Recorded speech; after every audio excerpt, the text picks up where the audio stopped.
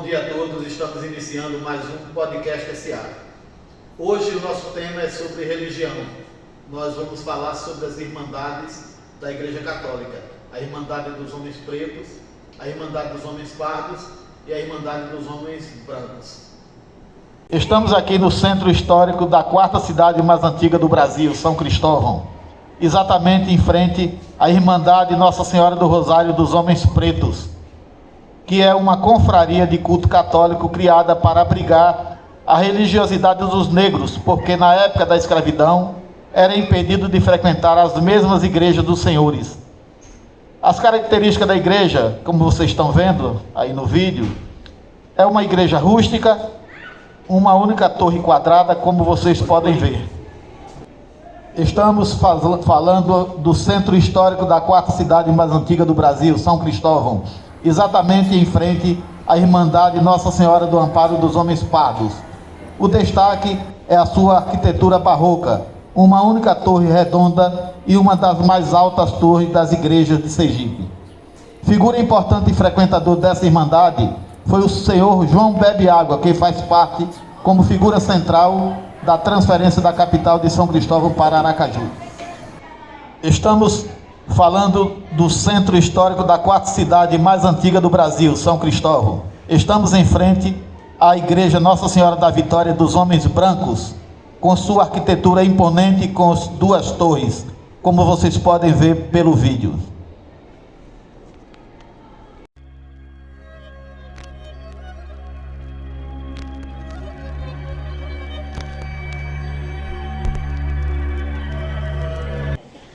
Dando início ao nosso segundo bloco, temos aqui a presença de nossos alunos Otávio e Raíssa.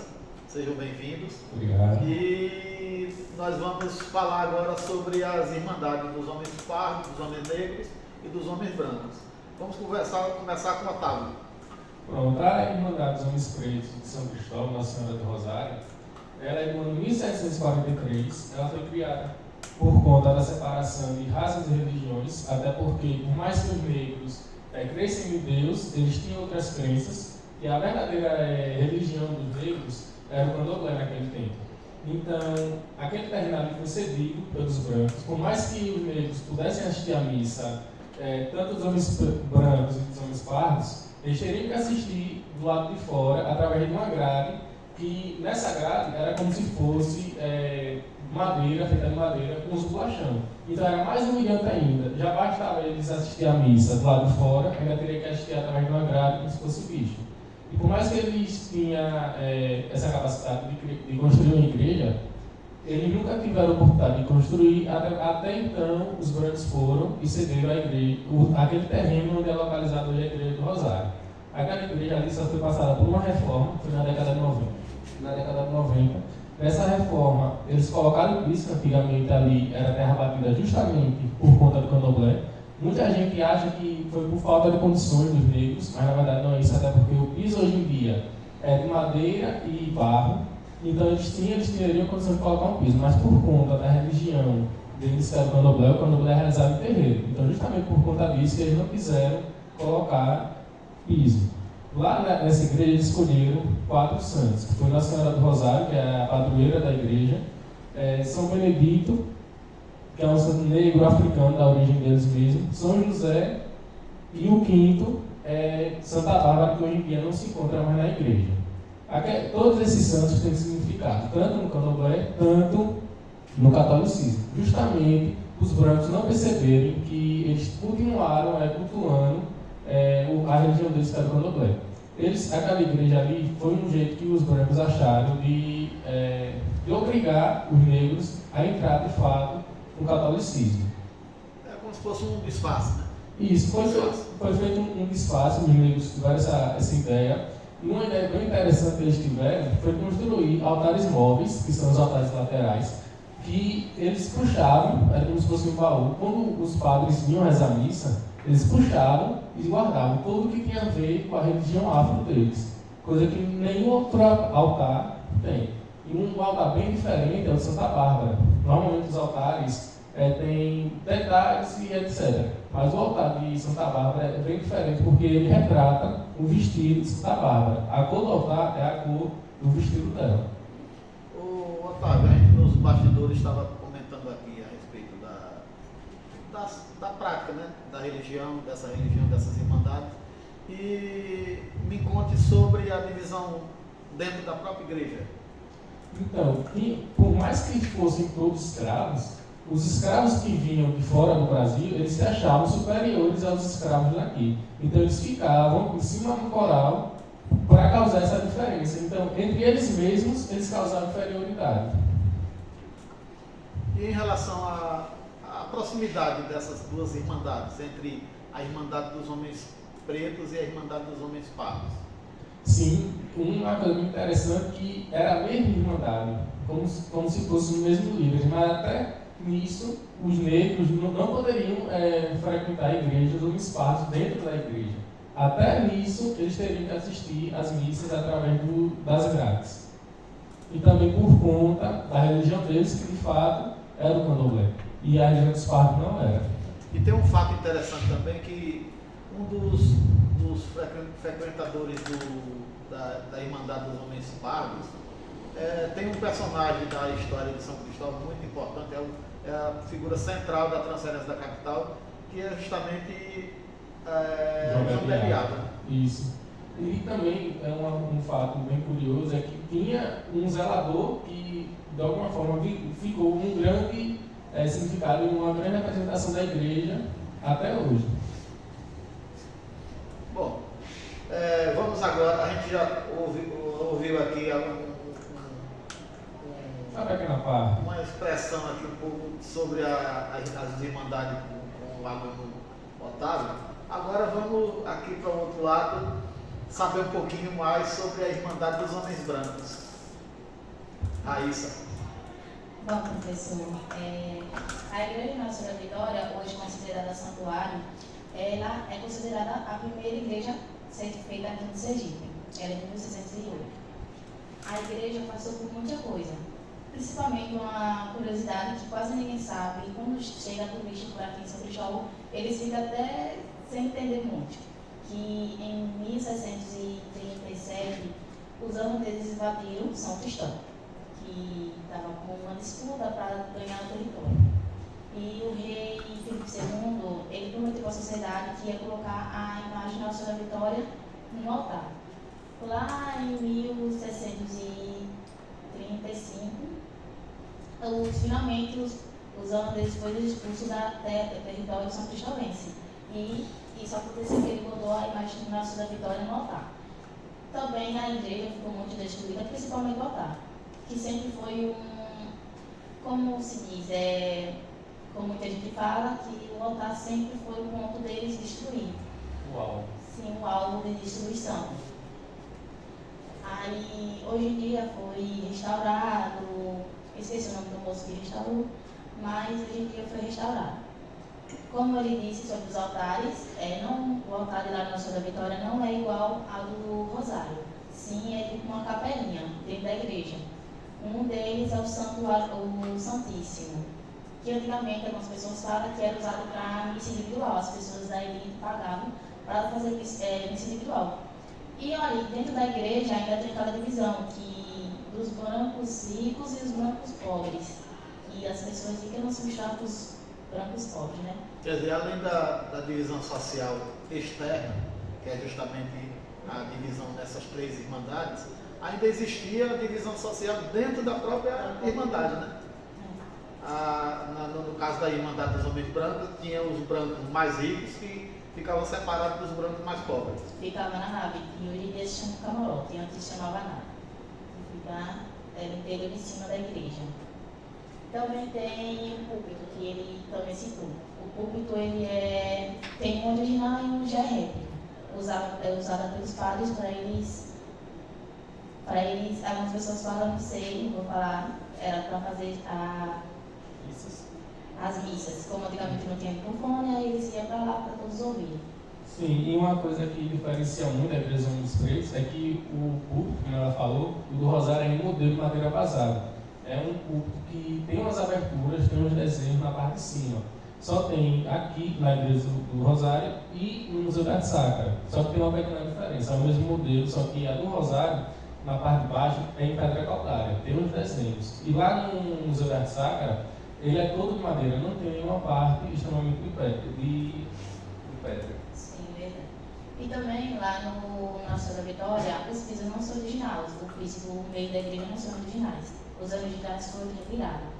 Também lá no púlpito, o altar, ele tem os pisos portugueses, que são os azulejos, que existem. No altar também tem 3 túmulos, que antigamente as pessoas pagavam para ser terreno da igreja. Assim eles acreditavam que esse terreno da igreja estaria salvo de alguma forma, né? Eles acreditavam que quanto mais perto do altar se enterrasse, mais perto de Deus eles iam estar. Uma dúvida que eu tenho que lá na igreja da Matriz, tem a identificação de quem foi enterrado? Sim, tem. Na verdade são 6 pessoas enterradas na igreja. Mas os túmulos do altar é o mais conservado. Da capela do lado, eles já estão bem destruídos. Passado o tempo, aí são bem destruídos. Essas 6 pessoas que você citou aí, que estão enterradas na Irmandade dos Homens Brancos, são evidentes que devem ser pessoas da elite local, né? Sim, realmente. E algumas pessoas acham que é padres, mas se você reparar bem, são comandantes, são as pessoas que têm as condições mesmo. Já lá no Rosário, tem túmulos que dá para ver visivelmente, mas ninguém tem ideia de quem esteja enterrado, né? Porque não tem uma lápide. Acredita-se que sejam os líderes da Irmandade dos Homens Pretos daquela igreja. Porque eu acredito que, como é da escravidão, não existia padre negro para ser enterrado na igreja. Então, a suposição que seja ou algum negro que tenha muita referência, ou os líderes da Irmandade dos Homens Pretos. E até hoje, os túmulos nunca foram abertos. E em relação à Irmandade dos Homens Brancos, existem 2 portas falsas, né? Sim, com certeza. Essas são as laterais da frente da igreja. Que antigamente, como tinha muita invasão, e sempre a igreja foi um alto de invasão dos povos pessoas que vêm de fora, as pessoas da igreja e da cidade decidiram fazer 2 portas falsas, que são as laterais. Porque quando as pessoas iam invadir São Cristóvão, principalmente a igreja, eles iam sempre de lado, para não alarmar que eles estavam chegando. Então eles fizeram essa 2 portas falsas. Enquanto as pessoas que estavam tentando arrombar a porta de lado, as pessoas dentro da igreja estavam ganhando tempo fugindo pelo túnel, na verdade. Interessante a gente tomando conhecimento da história da nossa cidade. É por isso que esse podcast é importante, porque vai dar acesso às pessoas a ter uma noção de como as coisas funcionavam no passado, né? Sim, e até mesmo ajuda as pessoas de fora que têm curiosidade de saber a história daqui, que não tem condições de se deslocar de lá até aqui. Ô, Raíssa, tem uma outra curiosidade assim que a gente não conhece da história da Irmandade dos Homens Brancos, que você possa Explicar passar para a pra gente. Uma curiosidade que você está acostumada a mostrar para os turistas que chegam lá na igreja. Sim, não tem muita, na verdade. Sobre os detalhes da igreja. Algumas pessoas pensam que é dos holandeses, na verdade são dos portugueses.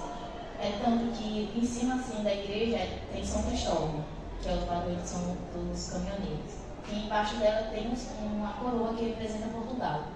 E, igualmente os dois galos portugueses que são frente à igreja. Que representa o símbolo de Portugal. Sim. Muito interessante esse diálogo aqui que a gente está tendo aqui sobre as irmandades dos homens pretos, os homens pardos e os homens brancos. E eu queria, para encerrar esse bloco, saber os objetivos de futuro tanto de Otávio como de Raíssa. Bom, o meu, assim que eu terminar o ensino médio, fazer o curso da ESA, que faz uma prova, se for aprovado, você vai lá, se não me engano, para o quartel, e se você conseguir ficar 2 anos lá dentro, se você conseguir se formar, você sai para terceiro sargento. E também uma segunda professora do Governo Civil e a professora da Educação Física. E você, Raíssa? Bom, quando terminar meu ensino médio, eu quero fazer uma faculdade de História, especialmente porque eu gostei muito de me aprofundar nas histórias de São Cristóvão, que é a coisa mais linda também. E eu também já recebi muita proposta de curso, muita gente já me chamou para ir para longe, que lá tem mais oportunidade para mim. Então é esse meu objetivo, fazer uma faculdade de turismo também, que é o meu ponto de referência. Bom, eu agradeço a presença dos dois aqui no nosso podcast e quero dizer o seguinte, que no Centro de Excelência Senador Paulo Salazar, o aluno também ensina. Sim. Obrigado.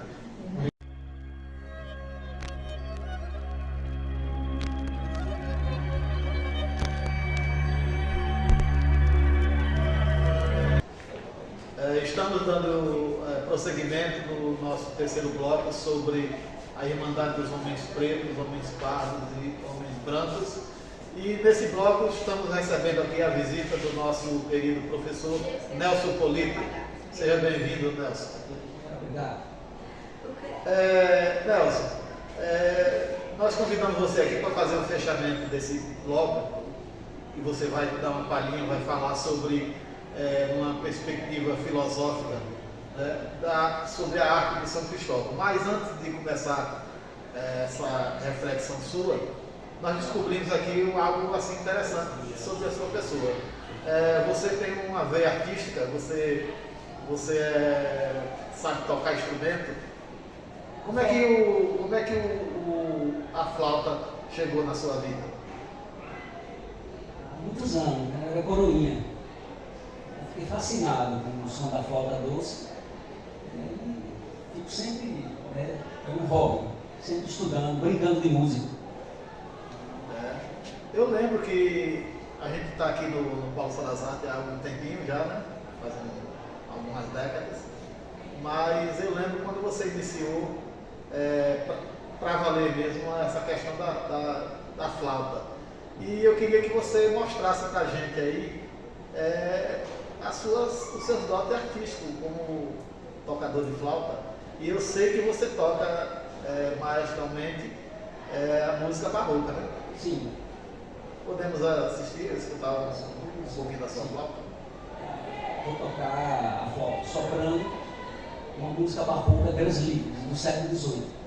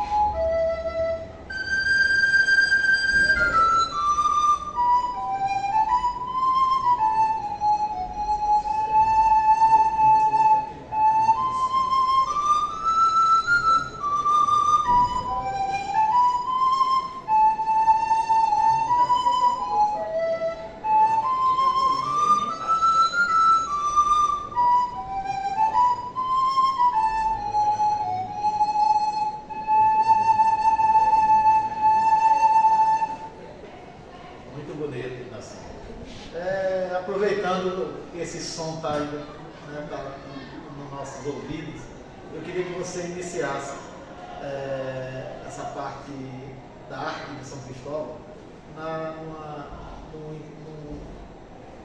entornar da filosofia, né? Você também dá aula de filosofia aqui no Paulo Salazar. Além de história, você dá aula de filosofia. E sociologia. E sociologia. Então, vamos ter uma reflexão a respeito da arte com uma parte filosófica que o professor Nelson tanto domina. Então, a arte, na sua gratuidade, busca afastar a poeira pragmática dos objetos úteis para nos desvendar a realidade que nossos olhos cansados não sabem mais ver. O belo é a aparição do ser, ensina Jean Dutton. A arte é essencialmente espiritual, dizia Silva Nada. E para Kant, belo é tudo aquilo que, sem nenhuma intelectualização, é o objeto da satisfação do espírito. Tudo passa, diz Gautier. Só a arte conhece a eternidade. Tudo passou no Egito, salvo a grandeza dos seus colossos erguidos da areia. Tudo passou na Grécia, salvo a sabedoria e a arte. A beleza é o instante de eternidade. A beleza é o instante da eternidade que pressentimos nas coisas. A definição de beleza transcende a matéria.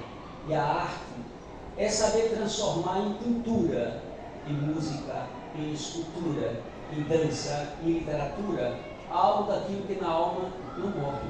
E o belo é o esplendor da verdade, dizia Platão. E é bom para hoje a sombra do passado e da história, a fim de reverenciar o legado artístico-cultural que ontem Serginho construiu. Muito profundo isso, dá até emoção, né? Fica muito emocionado ouvindo essas palavras doces do professor Nelson.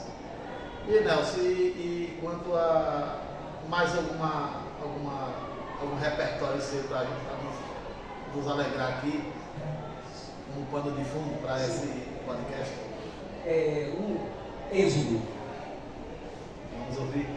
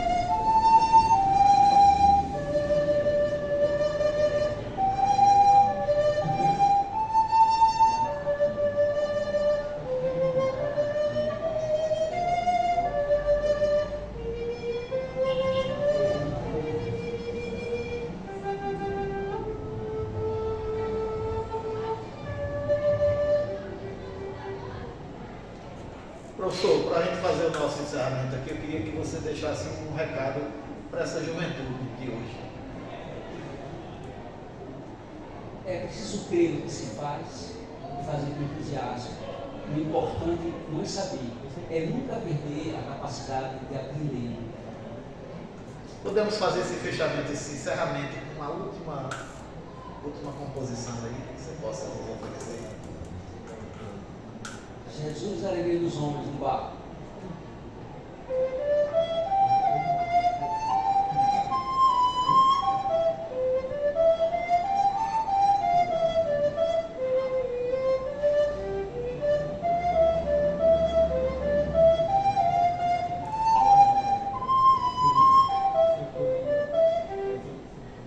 Estamos encerrando mais um podcast SA. Muito obrigado pela presença de todos.